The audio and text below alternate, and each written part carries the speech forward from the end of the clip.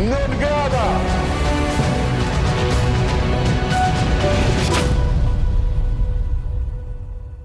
Përshëndetje, po ndihni Virtual Wars, unë jam Jeta Kasemi, do të shohim së bashku disa nga momentet më virale të botës virtuale, të cilat na vijnë nga lajmet në vend, në rajon, por edhe në rang ndërkombëtar, momente të ndryshme të shumë komentuara, si për shembull ai i demokratit që vjen me program Buk me vete, bëhet fjalë për Klevis Balliun, i cili vijon në fakt të shpresë në kuadër të fushatës së tij, premton buk.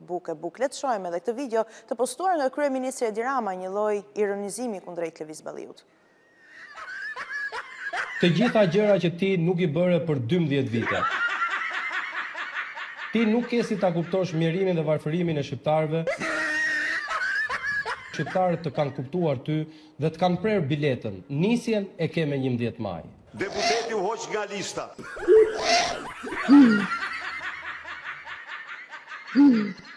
Një tjetër video e postuar në rrjetet sociale bën bashkë dy persona të cilët secili ka seancat e tij gjyqësore, por njëri duket se shmangat në Shqipëri, ndërsa tjetri udhton drejt Shqipërisë për të marrë pjesë në seancën e tij. Bëhet fjalë për krye fushatistin e Trump për gjatë fushatës së tij elektorale për zgjedhjet presidenciale amerikane, Chris Lacivita dhe gjithashtu Fatmir Mediu. Rikujtojmë se ish ministri i mbrojtjes Mediu ju shmang sërish seancës gjyqësore për masakrën e Gërdecit, duke nxjerrë si argument vizitën e tij në Shtetet Bashkuara të Amerikës, dhe poston këtë video në fakt ku tregon se ku ndodhet dhe me kë ndodhet. On my way to Albania. Can't wait to come back. Make Albania great again. Pikërisht me premtimin se do ta bëjnë Shqipërinë madhështore përsëri, kur rikujtojmë se kjo video është përndar dhe nga Sali Berisha, i cili shpreh gjithashtu se po vjen sherifi për në Shqipëri. Ndërkohë, në të tjera postime, pavarësisht një izolimi ndërkombëtar, Berisha duket se i ka mbetur festoj ditën e pavarësisë së Greqisë. Doktori mori pjesë në një koktejl zyrtarësh pa kamera, me ftesë të ambasadës greke në Tiranë, por ishte kujdesur që të merrte me vete fotografin e tij personal të rrjeteve sociale, shumë i rëndësishëm në një kohë kur duket se tashmë fushata elektorale është jashtëzakonisht e zjarrt në rrjetet sociale. Aleanca me dyshem Beleri Dule apo shkelja e syrit për marrëveshjen e detit po i sjell Berishës një shpërblim të vogël nga Greqia. U kujdesën shumë që të shfaqin edhe takimin e tij me ambasadoren greke Kostadina Kamitsi, si edhe pranin në një tryez me Evangel Dulen dhe Fredi Belerin. Ky event u mbajt në ambientet e kishës ortodokse shqiptare, një takim doktori e pati edhe me kreun e ri të ortodoksëve Joan Pelushin, i cili po ashtu mori pjesë me ftesë të Greqisë.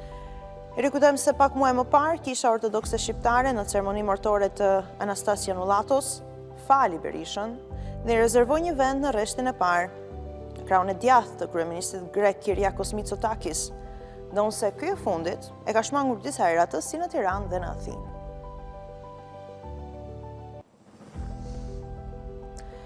Le të shohim së bashku disa nga momentet të shumë komentuara, të cilat do vinë përtej oqeanit në Shtetet e Bashkuara të Amerikës, po diskutohet në fakt për atë grup qeveritar që do zhvillojë një vizitë në Groenlandën, në ishullin në udhëheqjen e mbretërisë daneze, pas shprehjes së dëshirës së presidentit amerikan Donald Trump për të aneksuar këtë ishull, pasi i nevojitet edhe sigurisë kombëtare të Shteteve të Bashkuara të Amerikës, kur i kujtojmë se ka pasur plasje të shumta ku kryeministria daneze gjithashtu le të themi ka shprehur indinjatën e saj për këtë kërkesë apo qëllim të Donald Trump, edhe kryeministri i ishullit gjithashtu i Groenlandës ka refuzuar dhe ka shprehur se diçka e tillë nuk do të ndodhë. Rikujtojmë se vetëm një ditë më parë është lajmëruar nëpërmjet edhe deklaratave të administratës Trump se zonja e dytë amerikane, bëhet fjalë për Usha Vance, bashortja e zëvendës presidentit J.D. Vance, do të zhvillojë një vizitë zyrtare me qëllime kulturore në ishullin e Groenlandës. Tashmë ka qenë J.D. Vance,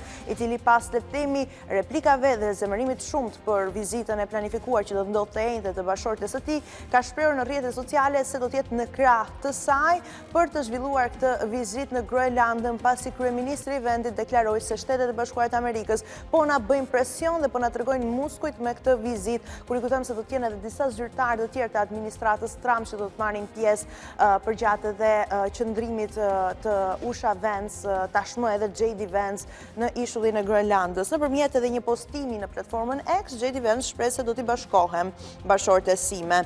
Ndërkohë që kryeministja daneze sot, Mette Frederiksen, ka deklaruar se është një presion i papranueshëm mbi mbretërinë e Danimarkës edhe vizita e tyre në ishullin e Groenlandës. E mbetet për të parë në fakt se çfarë do të ndodhi pas edhe vizitës së tyre, kur i kujtojmë se një vizitë ngjashme zhvilloi dhe djali i madh i Donald Trump Jr., pak pasi babai i tij mori edhe presidencën e Shteteve Bashkuara të Amerikës pas betimit të tij kundër të tjera. Donald Trump Jr. zhvilloi edhe një seri të podcastit të tij shumë të njohur Triggered, ku kishte pyetur disa persona banues të Groenlandës se çfarë mendonin ata për marrjen e territorit nga Shtetet e Bashkuara të Amerikës, por u akuzuan fakt se kishte paguar njerëz të pastre në rrugët e Groenlandës që të jepnin përgjigjet që ai donte.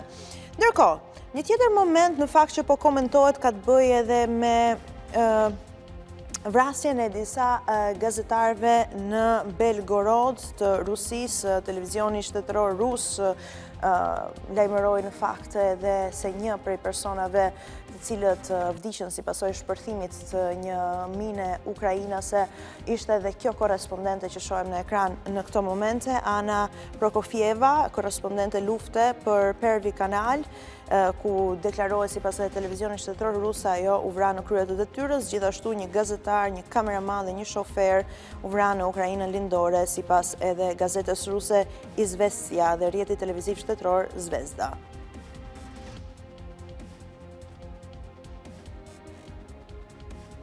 Ndërkohë, për të parë të tjera momente të cilat po diskutohen online, ka të bëjë me një histori shokuese e cila na vjen nga Japonia. Një burr u akuzua dhe më pas u dënua, dënim me vdekje për një ngjarje të ndodhur shumë vite më parë. Sot, pasi edhe çështja u rihetua dhe u rigjykua, japonezi duket se shpallet i pafajshëm, pasi kaloi 40 vite i burgosur duke pritur ditën se do të ekzekutohej, pra do të ekzekutohej dhe dënimi i tij me vdekje. Një histori që ka shokuar të gjithë botën dhe pasi kaloi 40 vite në burg në pritje të ekzekutimit të dënimit me vdekje, ai është dëm shpërblyer me $1.4 milion. Iwa Hakamada, 89 vjeç sot, pasi mori edhe lirinë, edhe titullin i pafajshëm, dhe dëm shpërblimi $1.4 milion, një dëm i jashtëzakonshëm mbi jetën e tij. Rikujtojmë se merr sipas edhe asaj që u vlerësuar nga gjykata, $85 për çdo ditë të dënimit të padrejtë. $1.4 milion në total. Një ish boksier profesionist i cili u dënua me vdekje në vitin 1968 për vrasje të 4 fisht, pavarësisht se ai kishte pretenduar vazhdimisht se policia kishte falsifikuar provat kundër tij. Ai ishte i burgosur dhe në fakt është një ndër të burgosurit që ka kaluar kohën më të gjatë në pritje të ekzekutimit të dënimit.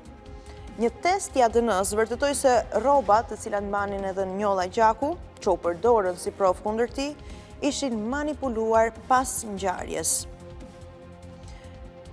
Hakamada kujdeset nga e motra e tij.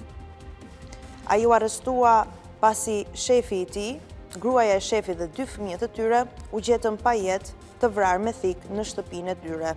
Fillimisht pranoi fajin, por më pas ndryshoi deklaratën duke thënë se policia e kishte detyruar të rrëfente me dhunë dhe kërcënime.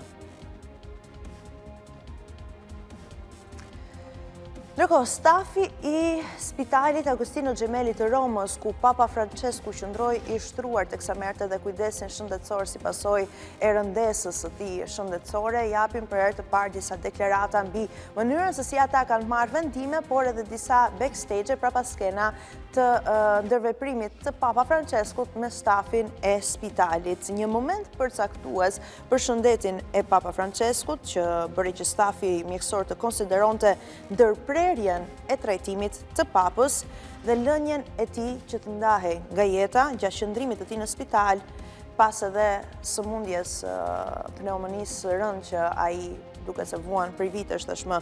Ka qenë Sergio Alfieri, i cili foli për gazetën italiane Corriere della Sera dhe tha se momenti më kritik për Papa Franceskun ishte 28 shkurti, kur ai pësoi dhe një krizë të frymëmarrjes, duhet të zgjidhnim nëse do të ndalonim dhe ta linim të ikte Papën e Shenjtë, apo do të tentonim, do të provonim diçka tjetër në mënyrë që të rikuperohej dhe shëndeti i tij. Ka qenë në fakt infermieri i Papa Franceskut, Massimiliano Strapeti, i cili mori vendimin për të vazhduar trajtimin që i shpëtoi edhe jetën. Një tjetër detaj në fakt që është rrëfyer nga mjeku në fjalë Sergio Alfieri ka të bëjë me ndërveprimin e Papa Franceskut me stafin, ku duket se Papa Francesku i kishte dhënë para një infermieri në mënyrë që ky i fundit të blinte pica dhe le themi të shtroni një gosti për të gjithë stafin, personat që punonin dhe kujdeseshin për shëndetin e Papa Franceskut, një pica papale, le ta quajmë atë.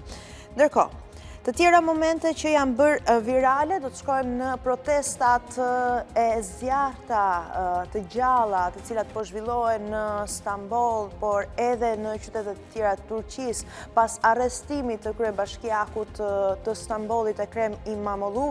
Një ndër këto momente të bëra virale është ky, një propozim për martesë nga 2 protestues të rinj. Një moment i cili në fakt është duar trokitur në rrjetet sociale. Vajza e mbuluar në fytyrë ka pranuar propozimin e partnerit të saj, momenti i veçantë roqi vëmendjen jo thjesht të protestuesve, por edhe të policëve, duhet thënë, të cilët i shohin në fakt të rreshtuar teksa vijojnë edhe punën e tyre. Rikujtojmë se Ekrem İmamoğlu, kryebashkiaku i Stambollit, akuzohet për korrupsion, gjithashtu edhe mbështetje të organizatës të shpallur terroriste Partisë Punëtorëve të Kurdistanit. Ndërkohë, një ligjvënëse australiane, deputete në fakt në Parlamentin Australian, na ka kujtuar një deputet tonin, Samir Koreshi, i cili shkonte në kuvend me Preshë dhe Kastraveca, edhe vijonte në fakt edhe luftën e tij. Duket se edhe australiania ka vendosur që të shkoj në parlament dhe të flasi pikërisht për ligjet e gjuetisë peshqve, duke mbajtur në dorë një salmon të ngordhur dhe duke tundur atë dhe duke deklaruar se qeveria duhet bëj më shumë punë për të ndaluar ndotjen e fermave industriale të peshkut. Mbrojtësit e mjedisit kanë vënë në dyshim praktikat e fermave të salmonit në ishullin e Tasmanisë, duke akuzuar ata për vendosje të mbeturinave dhe të mbetjeve pikërisht në rrugët e ujit dhe të kanaleve. Një aksident me 2 avion luftarak Alfa Jet, një lajm i cili është bërë ditur nga Ministria e Forcave të Armatosura franceze. 2 avion janë përplasur me njëri tjetrin teksa ata merrin pjesë në një provë demonstruese. 2 pilotët e avionit dhe një pasagjer janë në gjendje të mirë aktualisht, por u lënduan lehtë. Një nga avionët e përfshirë në aksident më pas është përplasur me një kapanon duke shkaktuar edhe zjarr, si shihet nga pamjet.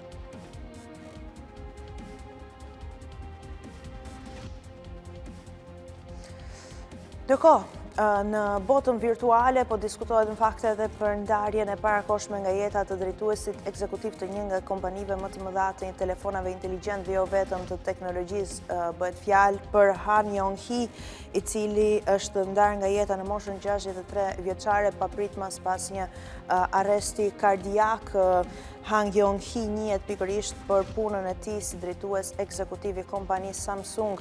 Ai ka nisur punën që në vitet 1988 dhe ka luajtur një rol kyç në vënien e televizorëve të tij të nivelit të lartë në mbar botën, shkruan mediat ndërkombëtare. Është vendosur në fakt edhe pasardhësi i tij, Jung Yong-hun, i cili do të marrë përsipër detyrat e Han si drejtues ekzekutiv i kompanisë.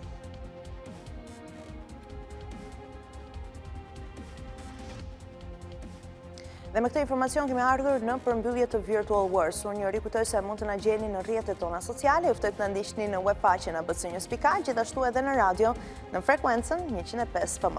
Ju falenderoj për vëmendjen. Bashkëmirëpafshim. Jetë për heqen! I pak dëshirueshëm, non grata!